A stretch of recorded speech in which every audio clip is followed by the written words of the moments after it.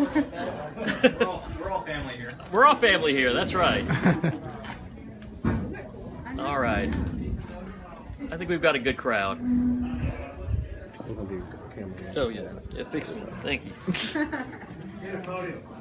I know, right? I'm just going to project. There you go. Great angle. All right. Okay, I'm going to get started. All right, everyone, I just want to say thank you so much for being here tonight. I know that COVID cases are on the rise, so I'm glad that you could all be out here with us, and we're practicing CDC guidelines and being safe and vaccinated and masked up, but thank you for being here. You don't know how much it means to me for you all to be here and to support this race for Secretary of State. So I know you all know me. I know all of you in some way. We've either worked together or worked on either through government or nonprofit or business. But for those of you who don't know, I'm from a very small town in Arkansas, in southwest Arkansas, called Delight, down in Pike County, and I can turn on that accent just like that. But the reason I mention that is because so much of our state is rural, and sometimes people forget about these communities. And I know a lot of y'all, you may live in Little Rock now, but you're also from small towns all across the state. And you know what it's like to be in a town with not a lot of resources, where you got to drive 45 minutes to get somewhere just so you could buy a new pair of shoes for school. And the reason I mention that is because as Secretary of State, there's two things that are the main focus areas, and that's elections and that's small business. And you have towns in Arkansas that don't have a polling location. You've got towns in Arkansas that small business is their lifeblood, but those small businesses are suffering right now during the pandemic. So those are the types of things I want to address as your next Secretary of State. So why am I running? A lot of people ask me, why am I running for Secretary of State? Well, I was election commissioner here in Pulaski County. Y'all know that. But some of the things I saw during that election, to be honest with you, really, it made me angry. It ticked me off, to be honest, because I saw votes being casually thrown out for very minor errors. We've got someone who was a poll worker. Nikki, where are you? Right there. And she can attest to some of these things. She saw these things happen herself. I'm sorry, poll watcher, right? I was baptized by fire. You were. You and I both. But Pulaski being our stronghold of democracy, our island of blue in a sea of red, it was really under attack by the Republicans. And to see what they were doing, casually throwing out votes, it really upset me. I'm going to use an example that really resonated with me. It still sticks with me to this day. But we had a 90-year-old woman who turned in an absentee ballot, and she had a shaky signature, and her husband provided a letter saying, "My wife has recently had a stroke." So her signature is a little bit shaky. Her doctor provided a letter explaining her medical condition. And both of these letters were notarized. They went out of their way to get them notarized. And my Republican colleagues said, "We're throwing out that vote because her signature doesn't match." And I said, well, wait a minute. We've got a letter from her husband, a letter from her doctor explaining what's going on. Why are you throwing out her vote? They said, well, we're not doctors. That's not up to us to decide. We're throwing it out.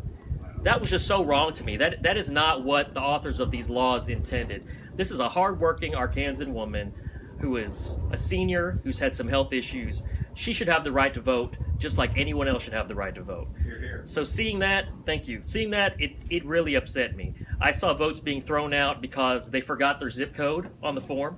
Not wrong zip code, just forgot their zip code. And I had to say, I said, listen, if they put North Little Rock, Arkansas, it's still going to get to you, even if you forget the zip code. The mail, if you send it in the mail, it's still going to get to you, but they wouldn't have it. I saw votes being thrown out because the birth date didn't match. Well, the voter put today's date as the birth date. They just weren't thinking. They put, I was the one that said October 2nd, 2020. I said, do you think this person's really a month old?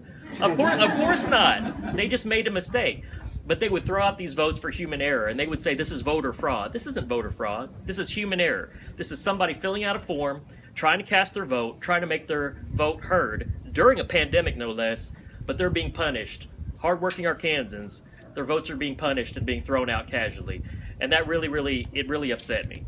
And then the second reason kind of ties into this one. We had that contentious election. We had the insurrection at the Capitol on January 6th, which shocked us all. And then we had that very contentious legislative session where they passed even more voter suppression bills. And I was up testifying against those bills. We killed a lot of them, but some of them made it through, unfortunately. And my mom is from the Philippines. She came over here in the 1970s because their president, President Marcos, decided he liked being in power, and he had his opposition killed, and he stayed in power for 21 years. And she remembers a time where the people were revolting. They declared martial law, tanks and soldiers going up and down the streets, 9 o'clock curfew. Some of y'all may remember Marcos. His wife had all those shoes, right? So, yeah, she said she didn't see a newspaper for 3 years because they got rid of the media. There were only 2 TV stations that were government controlled. So when she got that chance to come to Murfreesboro, Arkansas, of all places, she took that chance because she knew she would have a better life and she knew she'd have freedom, not just for herself, but for her future children, myself and my sister.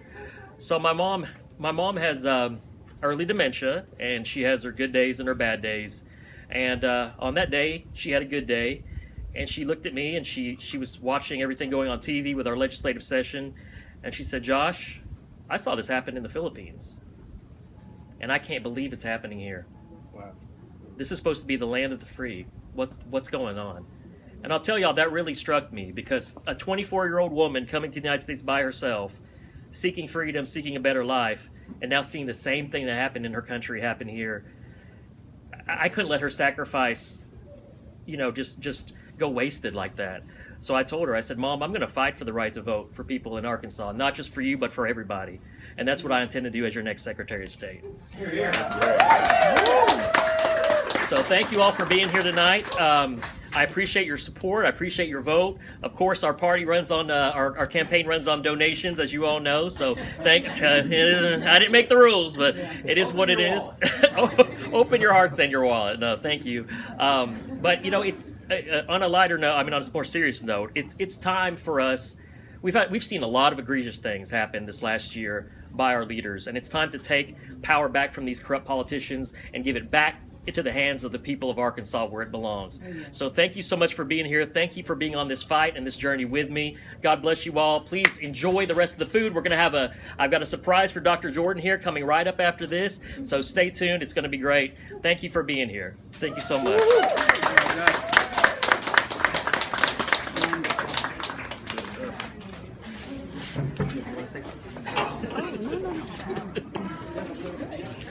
We promised we were not bringing the things that we had. Oh, no.